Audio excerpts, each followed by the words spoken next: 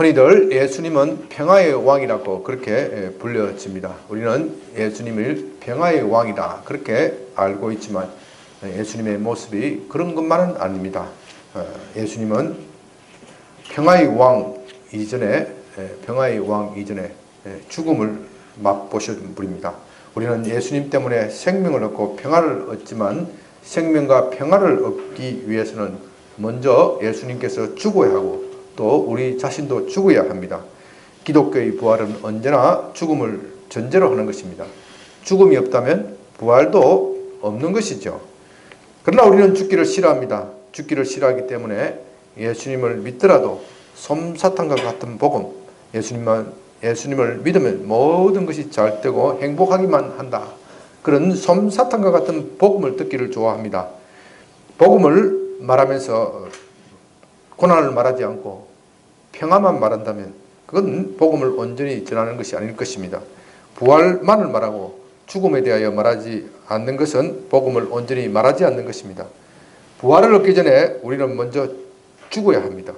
마찬가지로 천국은 우리의 힘으로 들어가는 것이 아니고 하나님의 은혜로 주어지는 것이지만 그래도 우리는 하나님의 나라 천국에 들어가기를 힘을 써야 합니다. 그의 나라를 얻기 위하여 힘을 써야 합니다. 바울은 사도행전 14장 22절에서 우리가 하나님의 나라에 들어가려면 많은 고난을 겪어야 할 것이다 그렇게 말했고, 심지어 예수님은 마태복음 5장 29절에서 30절에서는 천국을 얻기 위하여 눈이나 손을 잃더라도 그 나라에 들어가야 한다 그렇게 말씀하셨습니다. 내 눈이 범죄하거든 뽑아버리고 내 손이 범죄하거든 뽑아버리라.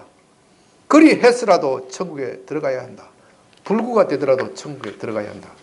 꼭 이것을 물리적으로 해석할 것은 아니지만 그만큼 하나님의 나라 천국은 소중한 가치를 가진 것이다 그렇게 말씀하십니다. 또한 우리는 하나님의 나라에 들어간다는 것은 죽어서 천국 그것만을 생각해서는 안 됩니다. 종국적으로 우리는 죽어서 하나님의 나라를 상속받겠지만 예수님은 이 땅에서도 하나님의 나라가 이루어진다고 하셨고 또 이 땅에 있는 하나님의 나라에 들어가야 한다 그렇게 말씀하십니다.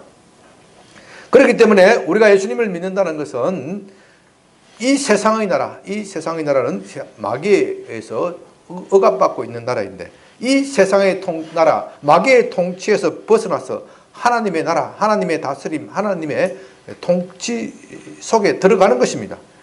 그것이 예수 믿는다는 것이 참된 의미입니다. 이 세상의 질서에 순응하는 것이 아니라 하나님의 나라, 질서, 하나님의 다스림 속으로 들어가는 것이 진정한 믿는 것입니다. 그러나 사탄은 우리를 그냥 놓아주지 않습니다. 이 세상을 점령하고 있는 것은 왕노릇 하는 것은 사탄입니다. 그는 지금까지 우리를 믿지 않을 때 놀이기로 생각하고 마음대로 가지고 놀았습니다. 이제 예수 믿는 사람이 사탄의 그런 지배에서 벗어나서 하나님의 나라, 하나님의 다스림 속에 들어갈 때 사탄은 우리를 그냥 놓아두지 않습니다. 분을 냅니다. 우리를 억압하고 박해합니다.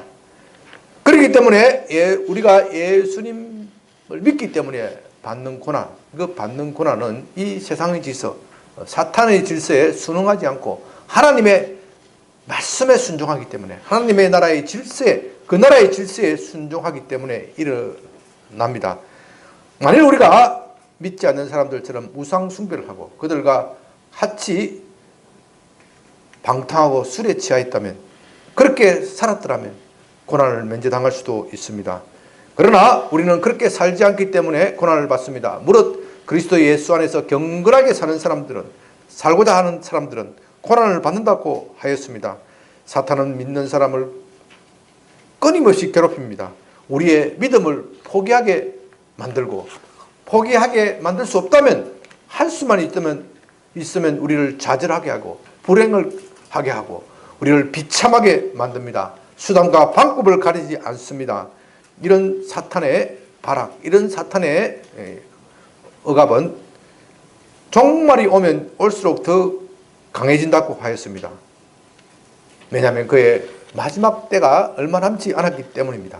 그러나 우리는 두려워할 필요는 없습니다. 왜냐하면 하나님께서 사탄보다 더 강한 힘으로 우리를 지켜주실 것이기 때문입니다. 그러므로 종말이 온다, 그리스도의 재림이 온다는 것은 한편으로서는 악의 나라인 사탄의 세력이 매우 강성해지고 그에 비례해서 하나님의 능력과 나라는 더욱더 강하게 임하는 것입니다. 여러분, 지금 세상이 그렇지 않습니까? 이 세상에 얼마나 많은 악이 있습니까? 역사상 보기 드문 악이 지금 지구상에 존재합니다. 이렇게 사람을 비참하게 죽이는 세상이 어디 있습니까? 북한의 수용소를 보십시오. 또 이슬람 근본주의자들, 그들에게 당하는, 그들의 치하에서 당하는 많은 사람들이 고통을 보십시오. 역사상 이렇게 잔인하게 사람을 괴롭히는 때가 없었습니다.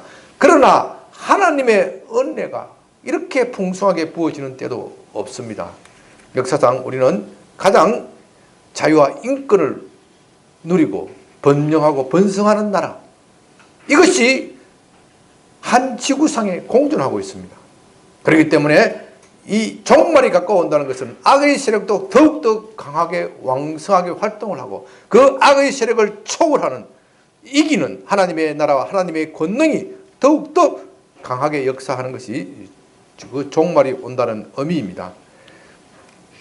오늘 본문은 우리가 예수님을 믿기 때문에, 예수님을 믿고 따르기 때문에 일어나는 박해에 대해서 말하고 있습니다. 사도들은 이 어두운 세상에 평화의 복음, 생명의 복음을 전하였지만 사탄의 지배를 받고 있는 사람들은 그것을 평화나 사랑으로 여기지 않고 생명으로 여기지 않고 자기들에게 대한 위협으로 느낍니다.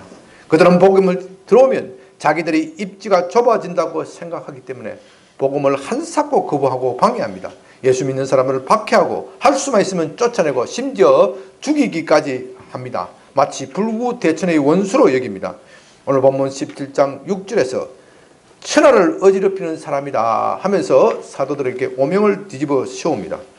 그러나 만일 우리가 복음 때문에 그런 비난을 받는다면 그것이야말로 우리가 진정으로 예수님을 믿는 사람의, 그리스도를 사랑하고 믿는 사람의 표지가 될 것입니다.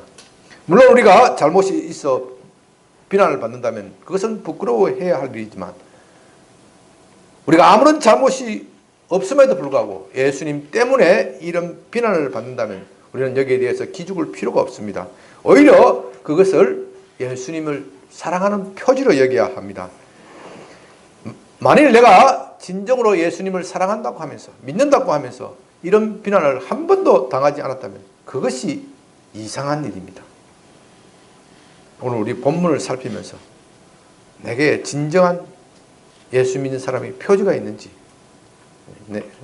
그것을 한번 살펴보았으면 좋겠습니다. 우리는 지난해까지 바울과 실라가 유럽의 첫 성인 빌립보에서 복음을 전하는 모습을 살펴보았습니다.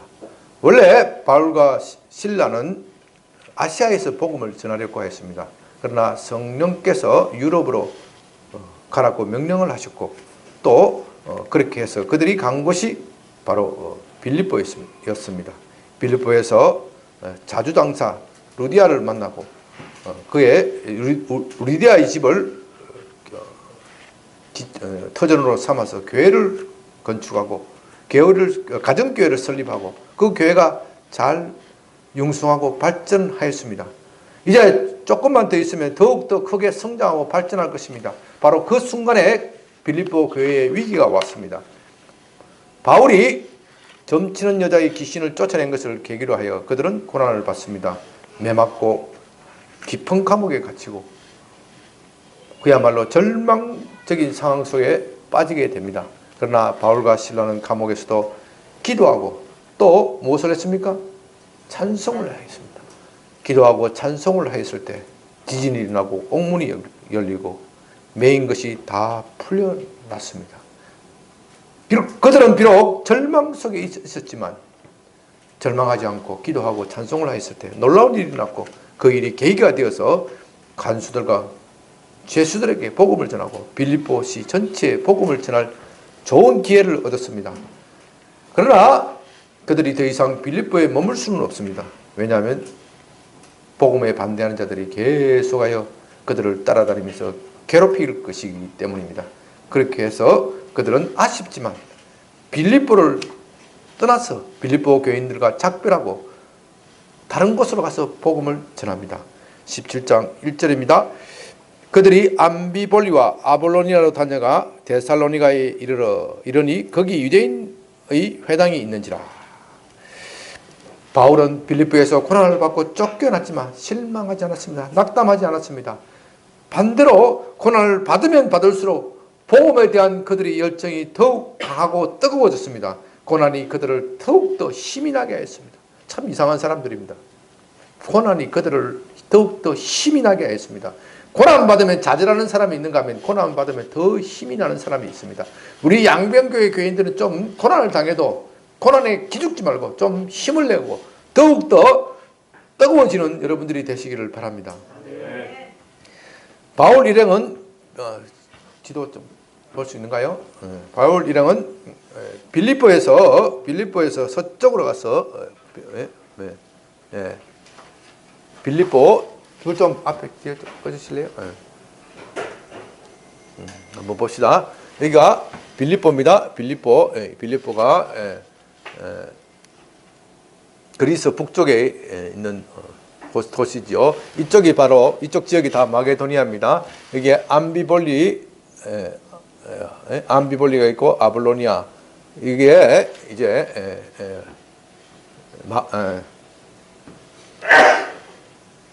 데살로니가, 본문에 나오는 데살로니가, 꼭 켜주시기 바랍니다. 불 켜주세요. 아마 이 중간에 둘렀던 암비볼리와 아볼로니아도 적지 않은 도시지만 여기에 대한 기록은 없습니다. 그것은 이 도시를 지날 때 그다지 큰 성과가 없었음을 말하고 있습니다. 데살로니가는 인구가 10만이 넘는 고대의 큰 도시입니다. 고대에서 10만이라면 지금의 오늘날 인구 1000만 정도 되는 큰 도시라고 생각을 하면 됩니다. 그곳에는 유대인들이 많이 살았고 유대인 회당도 있었습니다. 이미 사도행전을 강의할 때 여러 차례 말씀드린 바와 같이 이 유대인 회당은 바울의 선거의 거점입니다. 당시 유대인들은 로마 전역에 흩어져 살았고 유대인 10가정이 사는 곳에는 반드시 회당을 지어야 한다 하는 것이 그들의 율법이었습니다.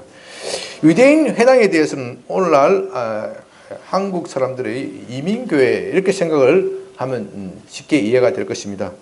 외국에서 이민 갔다가 오신 분들 우리 교회도 여러 분 계시는데 보면은 한국에서는 교회를 안 나가던 사람들도 이민을 가면 어떻게 해요? 꼭 일요일날 교회를 갑니다. 왜 그렇습니까?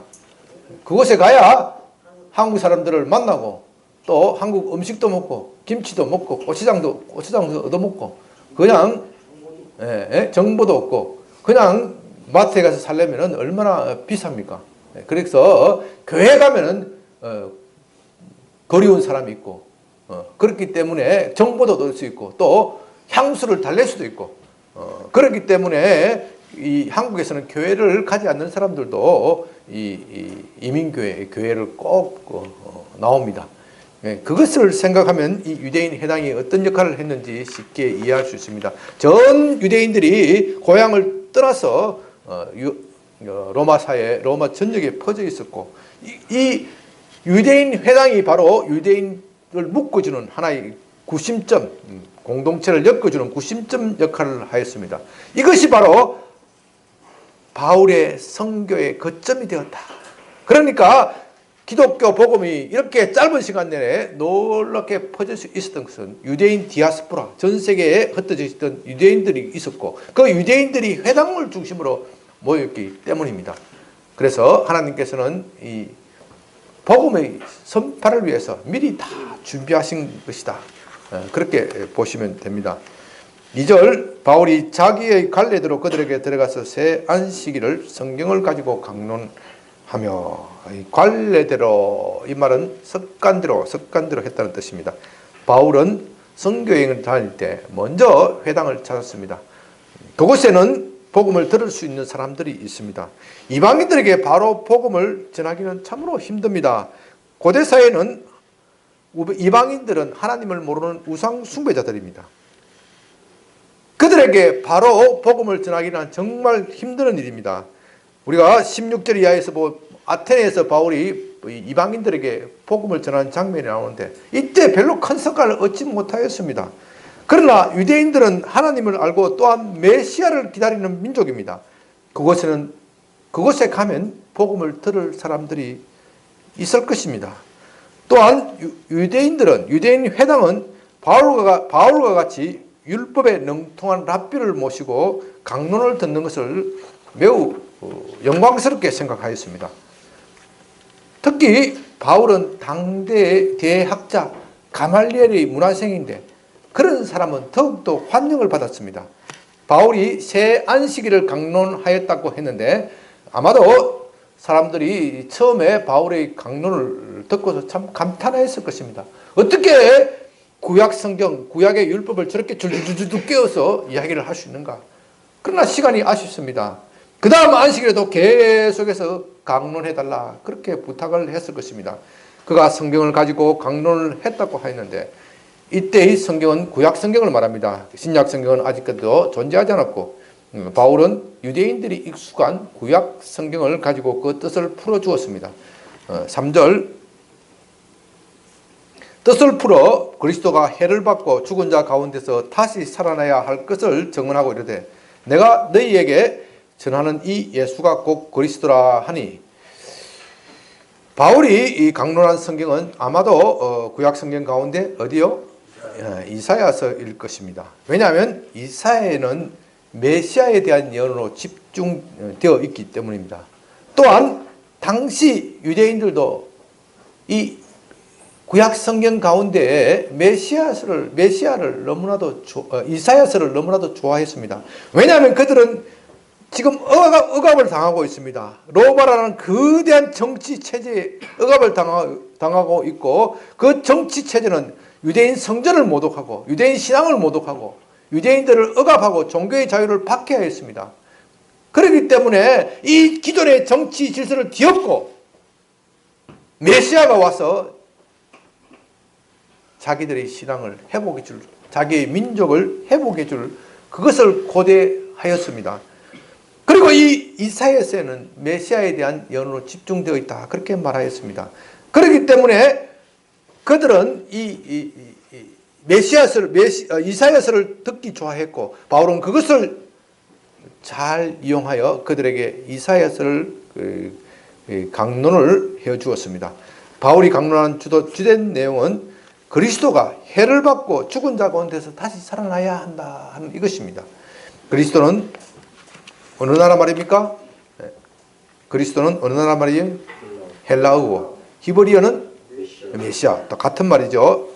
그리스도, 메시아 이것은 같은 말인데 그 뜻은 구원자, 구세주란 뜻입니다. 그리스도, 메시아가 고난을 받는다는 것은 당시 유대인들에게는 매우 새로운 것입니다. 듣지 못한 소리입니다. 어떤 점에서는 충격적인 소리로 들릴 수도 있습니다. 왜냐하면 그들은 영광의 메시아를 기대했기 때문입니다. 지금 그들이 기대하고 있는 메시아는 정치적 메시아, 자기들을 정치적 억압으로부터 해방시켜 줄 메시아입니다. 유대민족은 거대한 로마 제국에 짓밟혔습니다. 그 제국은 너무나도 힘이 강하기 때문에 자기들의 힘으로서는 어찌할 수 없습니다. 도저히 물리칠 수 없습니다. 하나님은 그들을 불쌍히 여기시고 그들을 구원하기 위하여 건져주시기 위하여 메시아를 보내주실 것입니다.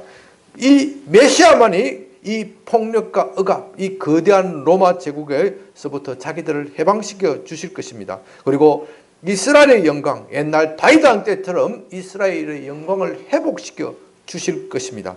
그날이 오면 로마 제국이 아니라 이스라엘이 패권 국가가 되어서 전 세계를 다스릴 것입니다. 모든 민족들이, 모든 열방들이 이스라엘을 우르르 볼 것입니다. 그렇기 때문에 그들은 메시아가 고난받는다는 것은 상상도 하지 못하였습니다. 더구나 메시아가 십자가의 형을 받는다는 것은 있을 수 없는 일입니다. 십자가의 형벌은 가장 저주스러운 것입니다. 그것은 패배의 상징입니다. 수치의 상징입니다. 너무나도 고통스럽고 수치스럽기 때문에 자유민인 로마인들에게는 적용하지 않았습니다. 오직 피정복민, 비정복민, 노예 이런 패배자들, 수치 패배자들은 사회 하층민들에게만 시행되는 형벌이 있습니다. 어떻게 메시아가 그렇게 비참한 죽음을 당할 수 있습니까? 어떻게 그렇게 비참하게 패배를 당할 수 있겠습니까? 그들은 메시아가 고난받는다는 것을 도무지 받아들일 수 없습니다. 바울은 그들의 이런 기대를 깨고 메시아의 참된 모습에 대하여 말하고 있습니다. 그러나 그가 말하는 것은 없던 이야기를 지어낸 것이 아니고 그의 상상을 발동한 것이 아니고 이미 구약 성경에서 말한 것을 해석해주고 있을 뿐입니다. 메시아가 고난받는다는 것은 구약 성경에 이미 예언된 이야기입니다. 다 같이 이사야서 53장을 한번 펼치면서 좀 봐봤으면 좋겠습니다. 구약 성경 1033페이지 이사야서 53장 다 읽었으면 좋겠는데 시간이 없기 때문에 제가 중요한 구절만 있습니다. 3절입니다. 그는 멸시를 받아 사람들에게 버림을 받았으며 강구를 많이 겪었으며 질고를 하는 자라. 마치 사람들이 그에게서 얼굴을 가리는 것 같이 멸시를 당하였고 우리도 그를 귀히 여기지 아니하였도다. 메시아의 고난에 대해서 말합니다. 7절 그가 곤욕을 당하여 괴로울 때에도 그의 입을 열지 아니하였으며 마치 도수장에 끌려가는 어린 양과 털 깎는 자 앞에서 잠잠한 양같이 그 입을 열지 아니하였도다. 이런 구절들은 분명히 메시아의 고난을 말합니다. 그러나 이스라엘 사람들은 메시아의 고난을 이해하지 못하였습니다. 아니 받아들일 수 없습니다. 여러분 본문에서 3절에 보면 뜻을 풀어라고 되어 있죠.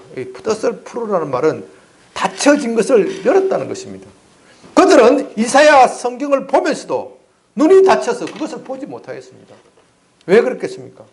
그들은 성리의 메시아, 지금 메시아는 고난을 받고 성리해야 되는데 성리의 메시아 이것만 보고 고난의 메시아를 보지 못하는 거예요. 그렇기 때문에 그들이 아무리 이사야서를 읽어도 이 고난의 메시아에 대해서는 이건 다른 사람일 거야. 다른 사람일 거야. 이렇게 생각하고 넘어가는 겁니다. 그들의 눈이 닫혀버렸기 때문에 바울이 그들의 눈을 열어주었다. 뜻을 풀으란 말은 그들의 눈을 열어주었다는 것입니다. 매일 읽는 성경도 그들이 깨닫지 못하였기 때문에 그들의 눈을 열어주었다는 것입니다.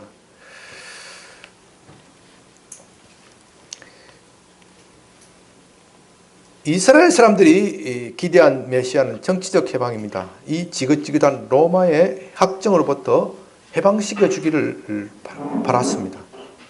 그러나 하나님은 인간의 문제가 정치에 있는 것이 아님을 잘 알고 계셨습니다. 경제에 있는 것이 아닙니다. 인간의 본성이 변하지 않고 지금과 같이 이기적인 마음이 가득 차 있다면 어떠한 정치체제가 들어서든 인간에게는 참된 행복이 없습니다. 서로 죽고 죽이는 이 처절한 생존 경쟁에서 벗어날 길이 없습니다. 참된 행복이 없습니다. 우리의 문제는 이 죄, 우리 마음속에 있는 죄가 해결되어야 합니다. 우리는 죄 때문에 하나님의 저주를 받아서 에덴의 동쪽에 살면서 이 고생을 하고 있습니다. 저와 여러분 가운데 고생하지 않는 사람이 어디 있습니까? 남들 보기에는 저 사람은 좋은 직업, 안정된 직장을 가지고 있기 때문에 행복할 것이라고 생각하지만 어느 가정이든 그 안에 들여다보면 병들고 내 삶이 행복하다고 말할 사람이 어디 있겠습니까? 이 모든 것이 우리의 죄 때문입니다. 이 죄 문제가 해결되지 않으면 우리는 어떤 정치 체제를 살더라도 소용이 없습니다. 그렇기 때문에 메시아는 먼저 우리 인간의 죄의 문제를 해결해 줘야 합니다. 그런 다음에 하나님은 그 메시아를 통하여 참되고 행복하고 영원한 왕국을 세우실 것입니다. 그 나라에서는 모든 민족들이 평화롭게 살아갈 것입니다. 그래서 이사야서 53장 4절에서는 그는 실로 우리의 질고를 지고 우리의 슬픔을 당하였다. 메시아가 우리의 질고를 지고 우리의 고난을 지고 우리의 고생을 짊어지고 우리의 슬픔을 당하였다. 그리고 5절에서는 그가 찔림은 우리의 허물 때문이요 그가 상함은 우리의 죄악 때문이다. 그가 징계를 받음으로 우리는 평화를 누리고 그가 채찍에 맞음으로 우리는 나음을 받았도다.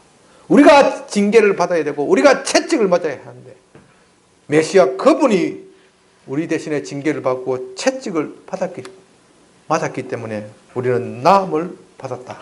그렇게 말하고 있습니다. 메시아는 우리를 대신하여 벌을 받고 우리의 죄값을 치러주시는 분입니다.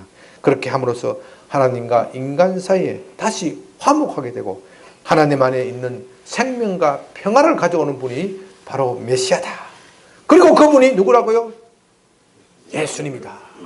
바울이 이것을 결론적으로 말하였습니다. 이제 그 결과를 봅니다. 4절, 본문 4절입니다. 그 중에 어떤 사람 곧 경건한 헬라인의 큰 무리와 적지 않는 기부인도 근함을 받고 바울과 실라를 따르나.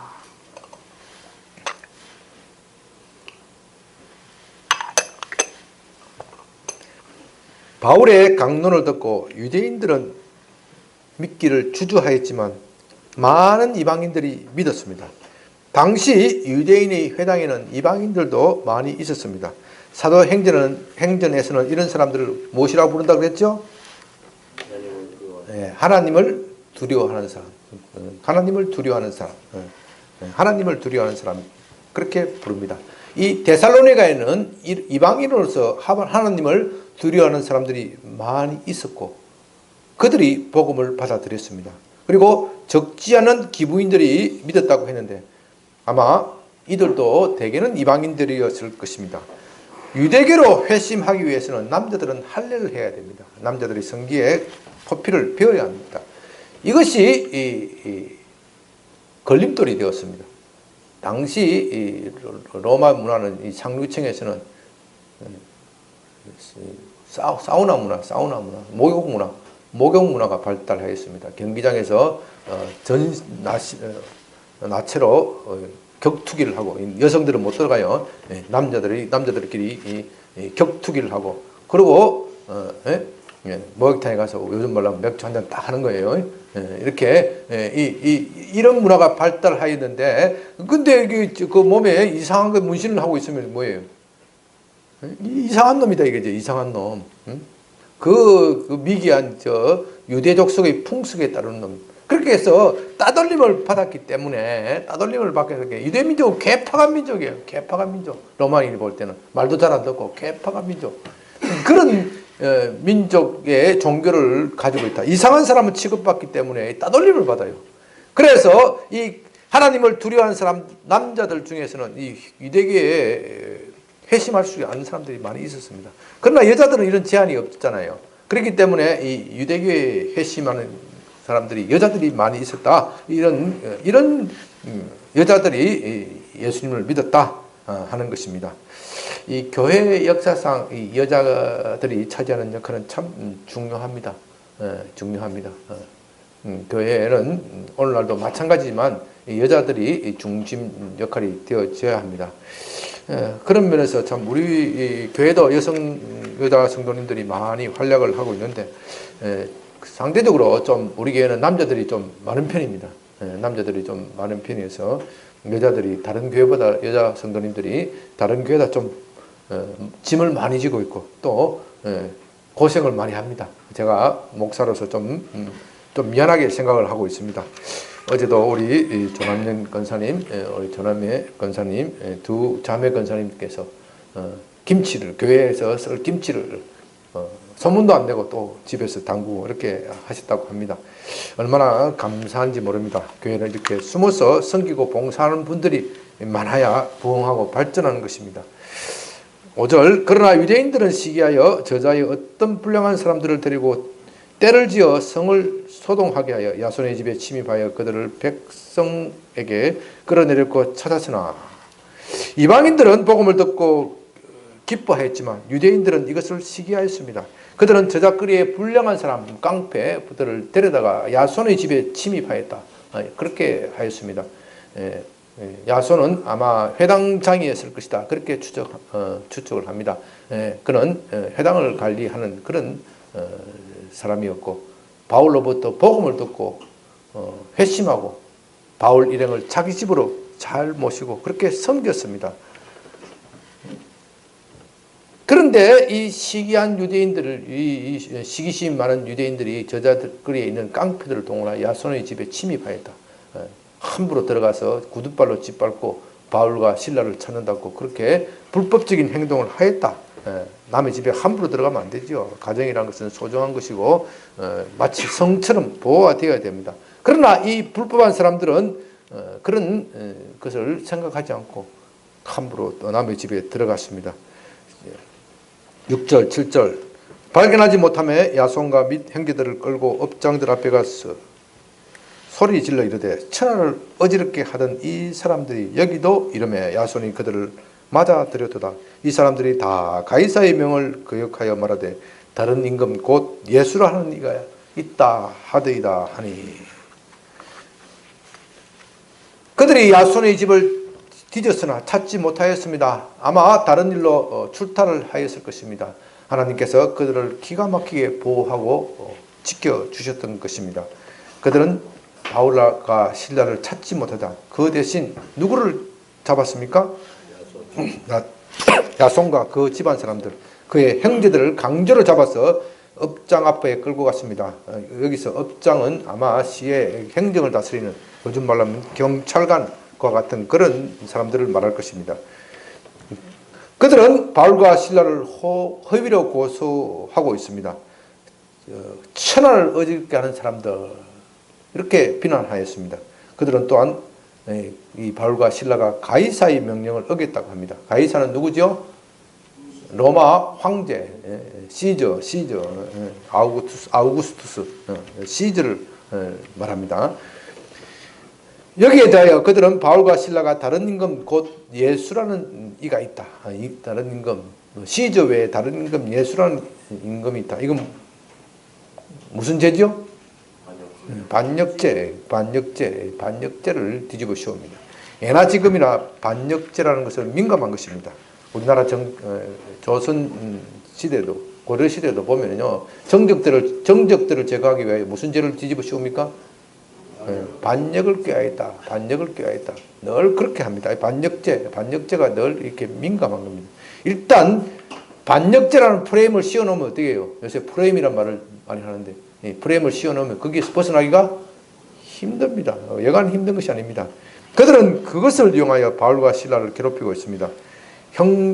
행정관, 업장들은 이 반역죄라는 말에 매우 민감하였습니다. 만일 이런 중요한 사건을 경솔하게 다루다가는 자기의 목이 달아날 수도 있습니다. 문책을 당할 수 있고 쫓겨날 수도 있고 그렇게 불안한 것이죠. 그러나 그들의 고소는 허위입니다. 예수님이 온 천하를 다스리는 분이고 그런 의미에서는 임금 또는 시저, 황제인 것은 맞지만 예수님의 나라는 이 땅의 것이 아닙니다. 그분의 나라는 영적인 것이고 이 땅의 것이 아닙니다. 그렇기 때문에 예수님이 온 세상의 왕이다 하는 그 말은 맞지만 그 말의 뜻은 이 세상의 왕이다 그 뜻이 아니고 하나님이라는 뜻입니다. 하나님은 우주적인 왕이고 온 세상을 다스리는 분입니다. 그 다스림을 예수님께 위임하셨기 때문에 예수님은 만왕의 왕이고 만주의 주이십니다. 그렇기 때문에 예수님은 왕이시라는 말은 예수님은 곧 하나님이라는 그 뜻입니다. 그것이 바로 영적인 왕 그 말입니다. 그런데도 불구하고 이 유대인들은 거짓말로 그들을 고발하고 있습니다. 그리고 유대인들은 이런 거짓말로 고발해서는 안 됩니다. 그 당시 로마는 황제 숭배의 사상이 강했습니다. 유대인들은 황제 숭배 사상을 받아들이지 않았습니다. 배척하였습니다. 저항하였습니다. 그것 때문에 자기들이 엄청 고생하였습니다. 황제 숭배 사상은 황제가 곧 신이고 황제가 곧 구원자, 황제가 곧 메시아라는 겁니다. 그 뜻입니다. 자기들은 그런 사상을 받아들이지 않았습니다. 기독교도 황제 숭배 사상을 거부했을 뿐만 아니라 유대인들도 황제 숭배 사상을 거부했기 때문에 많은 고생을 당하고 있습니다. 그러나 그들은 기독교인들, 그리스도인들을 박해하기 위해서 자기들이 싫어하는 원수와도 손을 잡는 그런 어리석은 짓을 하고 있습니다. 한마디로 자기의 신앙을 배신하는 것이나 마찬가지입니다. 8절 9절 무리와 업장들이 이 말을 듣고 소동하여 야손과 그 나머지 사람에게 보석금을 받고 놓아주니라. 그러나 데살로니가의 관리들은 빌립보의 관리들보다는 현명하고 신중했던 것 같습니다. 빌립보의 관리들은 어떻게 했습니까? 고소를 듣자마자 아예 상대방을 조사도 하지, 바울과 실라를 조사도 하지 않고 매질하고 감옥에 가두었습니다. 그러나 이 데살로니가의 관리들은 고소인들의 말을 자세히 들어보니까 이건 로마 제국에 관한 문제가 아니고 무엇에 관한 문제입니까? 유대인들이 종교에 관한 문제입니다. 자기들이 간섭할 이유가 없다고 판단하였습니다. 그래서 관리들은 야손과 그의 가족들을 보석금을 받고 풀어주었습니다. 관대하게 처리하였다 그 뜻입니다. 10절 밤에 형제들이 곧 바울과 실라를 베레아로 보내니 그들이 이르러 유대인이 회당에 들어가니라. 바울과 실라는 화를 면하였지만 이런 분위기에서는 더 이상 데살로니가에 머물 수는 없었습니다. 밤에 폭도들이 눈을 피하여 데살로니가로 빠져나가서 그 부근에 있는 베레아로 갔습니다. 그러나 바울과 실라는 낙담하지 않았습니다. 베레아에 가서도 어떻게 합니까? 여전히 어디를 갑니까? 회당에 갔습니다. 회당에 가서 그만큼 혼이 났으면 다시는 회당을 쳐다보지 않을 것 같은데 여전히 다시 회당에서 나타나서 복음을 전하고 있습니다. 참으로 대단한 열정의 사람들입니다. 우리 모두 좀 그런 열정을 좀 배웠으면 좋겠습니다. 원수로부터 박해자로부터 박해를 당하고 조롱을 당하고 멸시를 당하고 그런 일이 있다 하더라도 기죽지 않고 좀 복음을 당당하게 전하는 그런 열정을 좀 배웠으면 좋겠습니다. 이제 말씀을 정리합니다. 저는 오늘 본문 말씀 가운데 천하를 어지럽히는 사람들이라는 말에 좀 주목을 하고자 합니다. 우리가 진정으로 예수님을 믿는 사람이라면 이런 비난은 한 번쯤은 들었어야 합니다. 천하가 아니더라도 적어도 너는 좀 이상한 사람이다. 어떻게 그렇게 살 수 있냐? 그런 말을 한 번쯤은 들었어야 합니다. 만일 여러분들이 예수님을 믿는다고 하면서 믿지 않는 사람들로부터 칭찬만 받았다. 그렇다면 내가 정말로 예수 믿는 사람인지 다시 생각해 봐야 합니다. 제가 모두에서 말씀을 드렸습니다. 예수님을 믿는다는 것은 기존의 세상 질서에서 벗어나서 하나님의 나라로 들어가는 것을 말합니다. 하나님의 나라의 질서 속에 들어가는 것을 말합니다. 우리 믿는다는 의미에 대해서 좀 이것을 우리 한국교회가 좀 가르쳐야 되는데 이것을 좀 제대로 가르치지 않아서 참 걱정스럽습니다. 그저 믿기만 하면 구원받는다. 믿기만 하면 구원받는다. 그것은 올바른 것이 아닙니다. 믿는다는 의미는요, 그분을 구세주로 받아들이고 그분의 가르침대로 사는 것이 믿는 것입니다. 그것을 좀 어려운 말로 하나님 나라의 질서 속에 들어가는 것이다. 그렇게 표현하는 것이죠. 믿는다고 하면서 예수님의 계명을 지키지 않으면 믿지 않는 것입니다. 예수님께서 나를 믿는 자는 나의 계명을 가지고 믿으라. 나를 사랑하는 자는 나의 계명을 가지고 믿으라. 나의 계명을 지켜야 한다. 그렇지 않으면 그것은 거짓말이라는 거예요. 거짓말이다.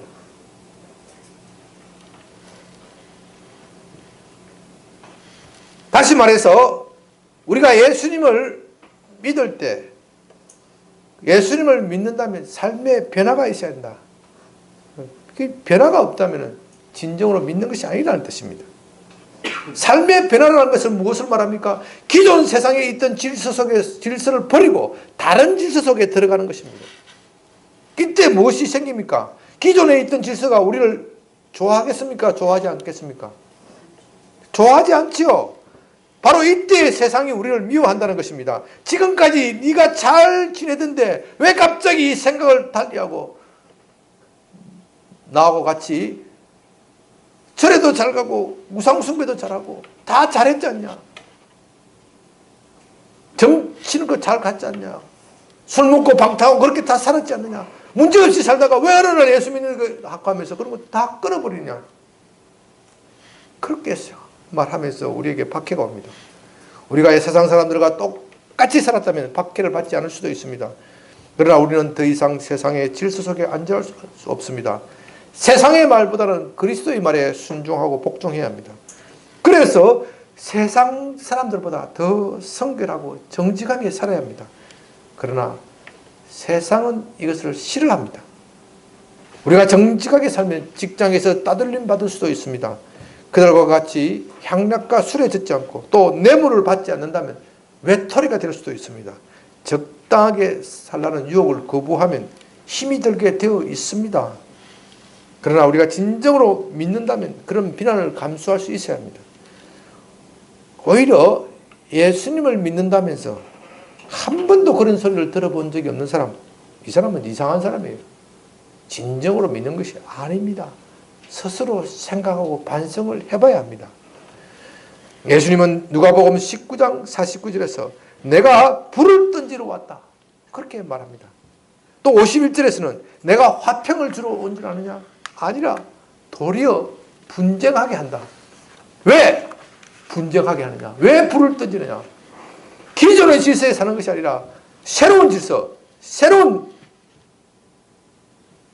질서, 하나님의 나라 질서, 예수님의 명령대로 순종하고 복종하고 사는 것이기 때문입니다.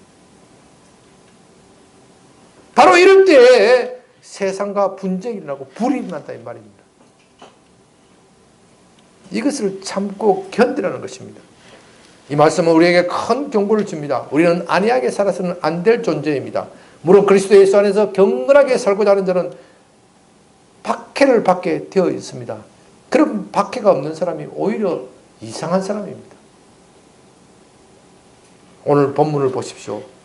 유대인들이 바울을 박해했습니다. 그들이 왜 바울을 박해했습니까? 바울이 적당하게 복음을 전했으면 박해하지 않았을 것입니다. 왜 그들이 바울을 박해했겠습니까? 그들이 하나님을 사랑하기 때문입니까? 하나님을 믿기 때문입니까? 물론 그들은 그렇게 말할 것입니다. 그러나 그들의 참 모습은, 그들이 바울을 박해한 참된 이유는 자기가 지금까지 누리고 있던 명예와 지위, 재물, 이런 것들을 잃기가 싫었기 때문입니다. 어떻게 예수님처럼 살 수 있습니까? 어떻게 예수님처럼 가난하고 어려운 사람들과 함께 살면서 그들의 벗이 되어줄 수 있습니까? 예수님은 바로 우리에게 그것을 요구합니다.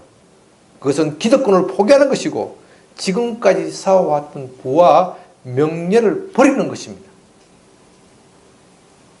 이런 복음이 듣기가 싫단 말입니다. 그것은 쉽지가 않습니다. 예수님의 말씀이 옳기는 하지만 그대로 따라하기는 너무나도 위험한 사상입니다. 그래서 그들은 한사코 복음을 거부하고 반대하였습니다. 바울과 그의 일행을 박해한 진정한 이유가 바로 여기에 있습니다. 또한 복음은 이방인들에게도 위협적인 것입니다. 이방인의 세계는 어디나 말할 것도 없이 우상 숭배로 가득 차 있습니다. 로마 제국은 여기에 대하여 황제 숭배 사상이 강했습니다. 복음은 이런 것들의 기존의 기성 질서에 매우 위협적입니다. 여러분, 우상 숭배로 먹고 사는 사람들이 얼마나 많습니까? 우리나라에도 지금 우상 숭배로 먹고 사는 사람들이 얼마나 많습니까? 고대 세계에서는 훨씬 많았습니다. 하나님을 믿지 않는 질서 속에 사는 사람들이 얼마나 많이 있습니까? 오늘날 우상은 무엇입니까? 향락과 쾌락입니다. 향락과 자기의 탐욕과 이기심, 향락과 쾌락, 자기 좋은 대로 다 하라. 이것이 오늘날 젊은이들의 모토이고 오늘날 사람들의 꿈입니다. 이런 질서 속에서 사는 사람들이 얼마나 많습니까? 그런데 이런 질서 속에서 살지 말고 하나님의 나라 새로운 질서 속에 들어가라 하면 이 기존 질서를 지키고 있던 사람, 거기서 단물을 쪽쪽 빨고 먹고 있던 사람들이 좋아할 리가 있겠습니까? 비난하고 욕을 하게 되어 있습니다. 저 사람들 때문에 내가 돈을 못 벌게 되어 있는데, 내가 누려왔던 부와 명예와 건세를 잃게 되는데 어떻게 그것이 좋아할 수 있겠습니까? 그렇기 때문에 정말로 예수를 믿고자 하는 사람, 그리스도 안에서 경건하게 살고자 하는 사람, 하나님의 뜻대로 살고자 하는 사람은 박해를 받게 되어 있습니다. 우리는 믿을 때 그런 각오를 해야 합니다. 안이하게 믿어서는 구원을 받을 수 없습니다. 이것이 제가 한국 교회를 바라보면서 안타깝게 생각하는 점입니다. 저도 개인적으로 정말 진지하게 예수님을 믿고자 했을 때는 그런 비난을 들었습니다. 저는 여러분들에게 간증한 바도 있지만 어렸을 때 예수님을 믿었습니다. 예수님을 믿고 복을 많이 받았습니다. 사법시험도 일찍 합격하고 검사도 젊은 나이에 검사가 되었습니다. 그런데 검사가 되었 무렵에 믿음이 꺾여버렸어요. 믿음이 꺾여버려가지고 야, 내가 검사로서 출세를 하려고 하면은 예수 믿어가 제대로 믿어가 안 될 것 같아. 박해를 받기가 싫었어요. 그래서 적당히 해야, 그들이 하고자 하는 대로 적당히 살아야 출세할 것이 아니냐. 그들이 하고자 하는 대로 술도 마시고 폭탄주도 마시고, 원래 제가 체질은 술을 잘 마시는 체질은 아닌데 열심히 따라했습니다. 죽으라고 따라했습니다. 그랬더니 박해가 없대요. 박해가 없어요. 왜 없습니까? 저들이 나가 예수 믿는 사람인지 아닌지 어떻게 알겠어요? 알 수가 없지. 알 수가 없는데 어느 날 회식 자리에서 직장 상사가 뭐 어떻게 하다가 신금사도 예수 믿는데 이런 소리가 나왔어요. 너를 동그랗게 쳐다보더니 직장 상사가 동그랗게 니도 예수 믿나? 참 창피한 이야기죠. 창피한 이야기. 박해가 없어요. 그들이 하고자 하는 대로 다 하면은. 그러나 어느 날 제가 진정으로 회심을 하고 다시 회심을 하고 내가 이렇게 살아서는 안 되겠다. 하나님께서 내게 소명을 주셨고 내가 이렇게 살아서는 안 되겠다는 깨달음이 왔을 때 이런 것들을 다 거부를 하였습니다. 기존 질서를 다 거부를 하였습니다. 그때부터 박해가 왔습니다. 이상한 사람이다. 예수 믿더니 또라이가 됐더니, 흔히 말하는 또라이가 됐더니 그런 박해가 왔습니다. 그래서 검사로서 별로 출세하지 못하였습니다.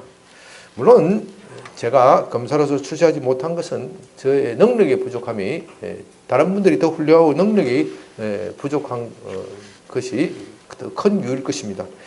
그러나 저는 예수님을 믿었기 때문에 출세하는 데 방해가 되었다. 그렇게 생각합니다. 여러분들도 그렇게 생각하죠? 여러분들도 그렇게 생각하죠? 그러나 그 지나고 보니까 그 불이익이라는 것이 내가 예수님 때문에 당하는 고난, 불이익이라는 것이 별거 아니에요. 별거 아니에요. 그때는 치구가 나고 질투가 나고 분했지만은 이제 나이가 60이 되고 하니까 그거 아무것도 아니에요. 무덤 앞에서는 다 평등하잖아요. 무덤 앞에서는 다 평등하잖아요. 죽어서 눕는 자리가 뭐 평수가 다 똑같잖아요. 요새는 뭐 눕는 자리도 안 주대요. 어떻게 합니까? 90%가 요새는 화장하잖아요. 화장해서 뼈만 이렇게 뿌려버리는데 차지할 땅이 어디 있습니까? 우리 왕후 장상도 한 줌이 재가 되고 흙이 되고 다 똑같은 거예요. 불이익 당하는 거 아무것도 아니에요. 이 세상에서 고난 당하는 거 아무것도 아니에요. 세월이 가면 갈수록 아무것도 아니에요. 그것을 생각한다면 내가 그때 좀 또라이가 되더라도 좀 더 철저하게 또라이가 되었을 걸 후회가 됩니다. 그렇게 하면 더 많은 사람들에게 복음을 전하고 구원의 소식을 전할 수 있을 것이 아니냐. 우리는 때로는 바울처럼 천하를 어지럽히는 사람이라는 말을 들을 수 있어야 합니다. 그것이 진정한 예수 믿는 사람의 표지임을 알아야 합니다. 너무 사람이 좋다는 말을 듣는다면 내가 진정으로 예수님을 믿는 것인지 한번 스스로 자문해 볼 필요가 있습니다. 예수님을 믿는 사람으로서 나 자신의 정체성을 바뀌지 않고 믿지 않는 사람이 하고자 하는 대로 질질 끌려가서 따라가는 사람, 그런 사람일 수도 있습니다. 이제 말씀을 마칩니다. 예수님을 믿는다는 것은 단순히 예수님을 구세주로 모신다는 것이 아닙니다. 그것을 넘어서서 예수님의 가르침대로 사는 것입니다. 우리가 예수님의 가르침대로 살지 않으면서 믿는다고 말하면 그것은 거짓말을 하는 것입니다. 그분을 사랑한다면 우리가 그분의 계명을 지켜야 합니다. 그렇기 때문에 참으로 믿는 사람들은 박해를 받게 되어 있습니다. 세상은 자기의 질서를 순응하지 않는 사람을 좋아하지 않습니다. 박해를 합니다. 미워합니다. 그러나 우리가 이런 일을 당한다고 해서 두려워할 필요가 없습니다. 예수님은 요한복음 16장 33절에서 세상에서는 너희가 환난을 당하나 담대하라. 내가 세상을 이겼노라. 그렇게 말씀하셨습니다. 예수님이 세상을 이긴 것처럼 우리도 믿음으로 세상을 이길 것입니다. 요한일서 5장 4절 무릇 하나님께로부터 난 자마다 세상을 이기느니라. 세상을 이기는 승리는 이것이니 곧 우리의 믿음이라. 믿음이 세상을 이깁니다. 무력이 이기는 것이 아닙니다. 이 세상에 믿음보다 강한 것이 없습니다. 돈이 이기는 것이 아닙니다. 세상의 권세가 이기는 것이 아닙니다. 믿음보다도 세상에 강한 것은 없습니다. 아무것도 우리의 믿음을 꺾어놓을 것은 없습니다. 그러나 여러분, 박해 때문에 기죽지 마십시오. 믿으면 이렇게 생고생만 한다고 생각하지 마십시오. 우리는 박해만 받는 것이 아니라 복도 함께 받습니다. 그리고 그 복은 죽어서 받는 것만이 있는 것이 아닙니다. 살아서도 복을 받습니다. 예수님은 마가복음 10장 30절에서 예수님을 위하여 집과 형제와 어머니와 자식과 전토를 벌인 사람은 이 세상에서 몇 배요? 100배를 보상을 받고 또 내세에서 영생을 얻지 못할 사람은 아무도 없다. 이 세상에서 100배, 꼭 숫자적으로 100배가 아니고 풍성한 은혜를 받는다. 그러면 우리가 이 세상에서 고난당할 때는 그것은 그 다음 단계에 하나님께서 우리에게 복을 주실 전조다. 그렇게 믿어야 합니다. 그래서 저는 우리 교회가 희망적입니다. 소망이 넘칩니다. 왜냐하면 우리 교회는 고난당하는 사람이 너무 많기 때문에 저도 그렇고 우리 신이나 자매도 그렇고 다 고난당하는 사람입니다. 다 고난당한 사람이 양변교회에 몰려와 있어요. 이 고난당한 사람, 이 고난을 통해서 하나님이 하실 일이 기대가 되기 때문입니다. 여러분, 우리가 이 조그만한 것을 들여서 그 큰 것을 대받는다면 이 세상에서 100배나 받고 또 영원한 나라를 하나님 나라를 상속받는다면 이것이야말로 속된 말로 수지가 맞는 장사입니다. 다른 것보다는 천국에 투자하십시오. 이 세상에서 비난받는 것을 두려워하지 마시다. 영원한 나라가 영원한 하나님의 나라가 저와 여러분의 것임을 굳게 믿으시길 바랍니다. 아버지 하나님 감사합니다. 주님께서 이 세상에서 너희가 고난을 당하나 두려워하지 말라고 하였습니다. 왜냐하면 주님께서 세상을 이겼기 때문입니다. 주님이 세상을 이긴 것처럼 저희도 고난을 이기고 참된 나라, 하나님의 나라를 상속하게 될 것을 믿습니다. 주님 우리에게 이런 믿음을 주시옵시고 늘 성령으로 함께 하옵소서. 주 예수님 이름으로 기도드립니다. 아멘.